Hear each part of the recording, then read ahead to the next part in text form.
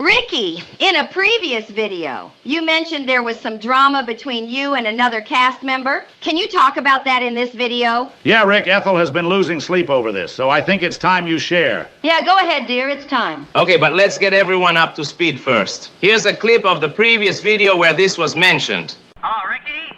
Yeah, who's this? This is Jerry, your agent, remember?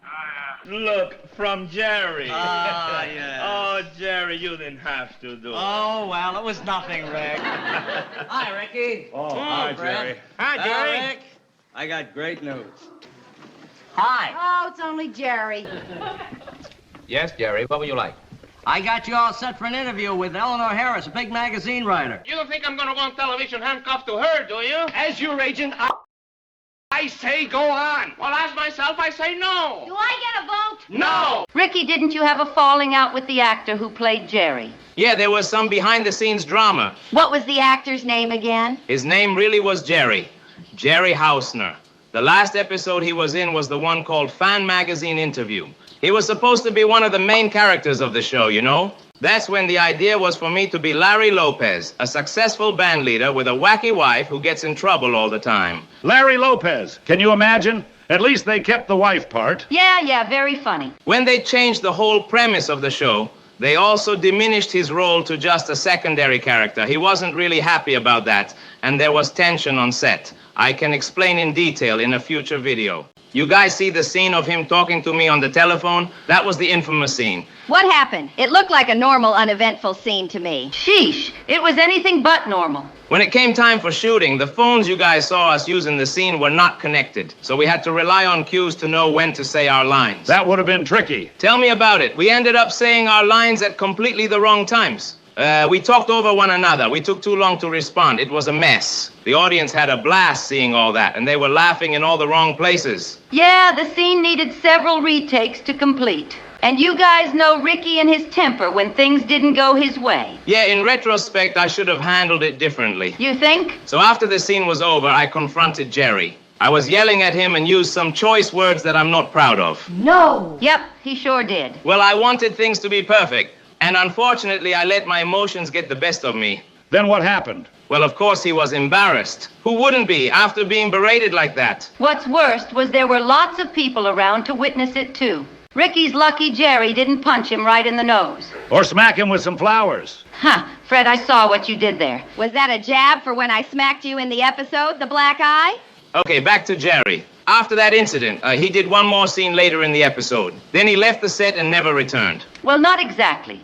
He never returned for I Love Lucy, but he did have a few minor appearances in the Lucy show, and here's Lucy. Oh, yeah, I almost forgot about those. What an unfortunate piece of gossip. I'm happy he was able to move on. Did you know he later voiced Waldo in the animated series Mr. Magoo? Here's a related question. Did you know he was the voice of baby little Ricky? Was he really? I didn't know that. Yeah, he's a talented voice actor. Sometimes I wonder what would have happened if he stayed with us. If he had a bigger role in the show, you know? It's in the past now, dear. Don't dwell too much on it. Yeah, Ricky, let's not think too much of it. Yeah, Rick, what's over is over. Let's just focus on the future and the next video.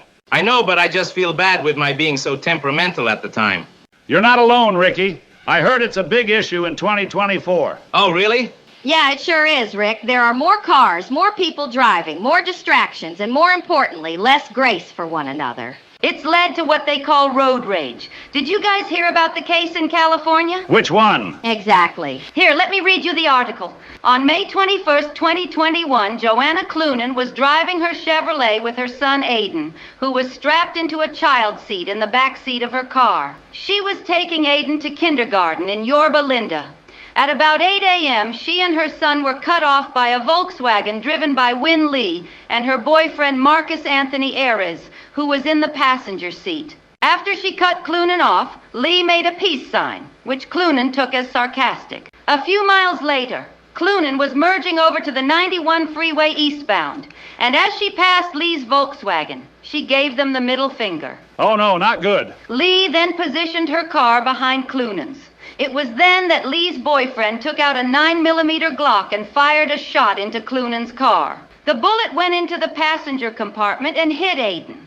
Cloonan heard what sounded like a rock loudly hitting her car, then heard Aiden say his stomach hurts. She immediately pulled over and saw Aiden, who was 6 at the time, bleeding in the stomach. He died in her arms before help arrived. Did they ever catch the shooter? Yeah, the rest of the article said Lee and her boyfriend were arrested a few weeks later. They were both sentenced on April 12, 2024. Lee was sentenced to 3 years for the accessory after the fact charge and 1 year for the misdemeanor count of having a concealed firearm in the vehicle. Her boyfriend, Erez, got 40 years to life in prison. Okay, everyone, let's never lose our tempers ever again. So this happens often in today's world, this road rage business? It doesn't always end in murder, but yes. So tragic. Okay, viewers, here is the moral of today's video. Stay calm and carry on.